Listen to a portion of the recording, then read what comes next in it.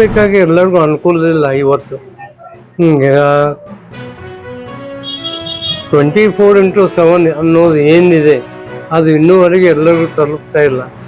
ಆ ಅನುಕೂಲ ಮಾಡಿಕೊಟ್ರೆ ಎಲ್ಲ ಜನರಿಗೆ, ಕೈಗಾರಿಕಾ ಉದ್ಯಮಗಳಿಗೆ ನೀರಿಲ್ಲದೆ ಯಾವುದೇ ಕೆಲಸ ಆಗಲ್ಲ. ಕೈಗಾರಿಕೆಗೆ ನೀರು ಬೇಕೇ ಬೇಕು.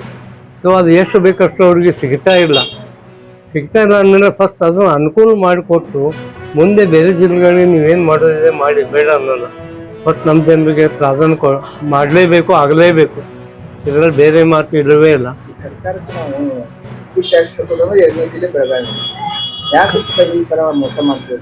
ಇಲ್ಲ, ಇದು ನಾವು ಸಾಕಷ್ಟು ಸಾರಿ ವಿರೋಧ ಮಾಡ್ತಾ ಬಂದಿದ್ದೀವಿ, ಖಂಡಿಸ್ತಾ ಇದ್ದೀವಿ. ಈಗ ಒಂದೇ ಭಾರತ ಬೆಂಗಳೂರಿಂದ ಧಾರವಾಡವರೆಗೆ ಸೀಮಿತವಾಗಿದೆ. ನಾವು ಈಗ ಕಳೆದ 4-5 ತಿಂಗಳಿನಿಂದ ಕೊಟ್ಟು ಬೆಳಗಾವಿವರೆಗೆ ಅದನ್ನು ಮಾಡಿ ತಿಳ್ಕೊಂಡು ಸಾಕಷ್ಟು ಸಾರಿ ನಾವು MP ಸಾಹೇಬರು, ಜಗದೀಶ್ ಶೆಟ್ಟರ್ ಸಾಹೇಬ್ರ ಜೊತೆ ಕೂತ್ಕೊಂಡು ಸಾಕಷ್ಟು ಸಾರಿ ಮನವಿಯನ್ನು ಕೊಟ್ಟಿದ್ದೀವಿ. ಅವರು ಸಾಕಷ್ಟು ತಮ್ಮ ಪ್ರಯತ್ನವನ್ನು ಈಗಾಗಲೇ ಮಾಡ್ತಾ ಇದ್ದಾರೆ. ಆದರೂ ಇನ್ನೂವರೆಗೆ ಅದು ಕೈಗೂಡ್ತಾ ಇಲ್ಲ.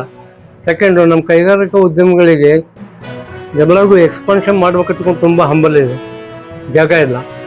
ಗೌರ್ಮೆಂಟು ಈಗಾಗಲೇ ನಾವು ಸಾಕಷ್ಟು ಬಾರಿ ಮನವಿಯನ್ನು ಕೊಟ್ಟಿದ್ದೀವಿ. ಕಮ್ಮಿ ಒಂದು 2,000 ಎಕರೆ ಆದರೂ ನಮ್ಮ ಜನರಿಗೆ, ನಮ್ಮ ಕೈಗಾರಿಕಾ ಉದ್ಯಮಗಳಿಗೆ ಇನ್ನೂ ಬೆಳೆಸಲಿಕ್ಕೆ ಅನುಕೂಲ ಮಾಡಿಕೊಡಿ ಅನ್ನೋ ಇನ್ನೂವರೆಗೆ ಯಾವುದಕ್ಕೆ ಸರ್ಕಾರ ಇನ್ನೂವರೆಗೆ ಸ್ಪಂದನೆ ಮಾಡಿಲ್ಲ. ಮಾಡ್ತೀವಿ ಅಂತ ಹೇಳ್ತಾ ಇದ್ದಾರೆ, ಇನ್ನೂ ಯಾವುದು ಅದೆಲ್ಲ ಪೇಪರ್ ವರ್ಕನ್ನೇ ಆಗ್ತಾಯಿದೆ. ಆದರೆ ಯಾವುದೂ ಇನ್ನೂವರೆಗೆ ಕೈಗೂಡಿಲ್ಲ.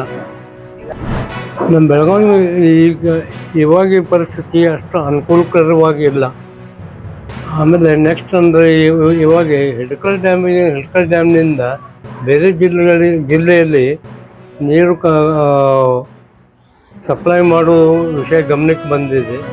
ಹೀಗಾಗಿ ನಮ್ಮ ಬೆಳಗಾವಿ ಜಿಲ್ಲೆಯಲ್ಲೇ ಎಷ್ಟು ಬೇಕಷ್ಟು ನೀರಿನ ಸೌಲಭ್ಯ ಈಗಾಗಲೇ ಇಲ್ಲ. ಇದರಲ್ಲಿ ಪೂರ್ತಿ ಎಲ್ಲ ನಮ್ಮ ಕೈಗಾರಿಕಾ ಉದ್ಯಮಗಳಿಗೆ ಆಗಲಿ, ಎಲ್ಲ ನಾಗರಿಕರಾಗಲಿ ಮೊದಲು ಪ್ರಾಧಾನ್ಯ ಕೊಟ್ಟು ಉಳಿದ ಎಲ್ಲ ಬೇರೆ ಜಿಲ್ಲೆಗಳಿಗೆ ನೀವು ಮಾಡಬಹುದು. ಇಲ್ಲಿ ಬಿಟ್ಟು ಬೇರೆ ಜಿಲ್ಲೆಗಳಿಗೆ ಮಾಡ್ತಾರೆ, ಖಂಡಿತವಾಗಿ ನಾವೆಲ್ಲರೂ ಇದನ್ನು ಖಂಡನೆ ಮಾಡೇ ಮಾಡ್ತೀವಿ. ದಯವಿಟ್ಟು ಸರ್ಕಾರ ಇದಕ್ಕೆ ಒತ್ತು ಕೊಟ್ಟು ಬೆಳಗಾವಿ ಜಿಲ್ಲೆಗೆ ಪ್ರಾಧಾನ್ಯ ಕೊಟ್ಟು ಎಲ್ಲ ಜನರಿಗೆ ಕೈಗಾರಿಕೆ ಹಾಗೂ ಉದ್ಯಮಗಳಿಗೆ ಅನುಕೂಲ ಮಾಡಿಕೊಡಬೇಕಾಗಿ ಕಳಕಳಿ ವಿನಂತಿ.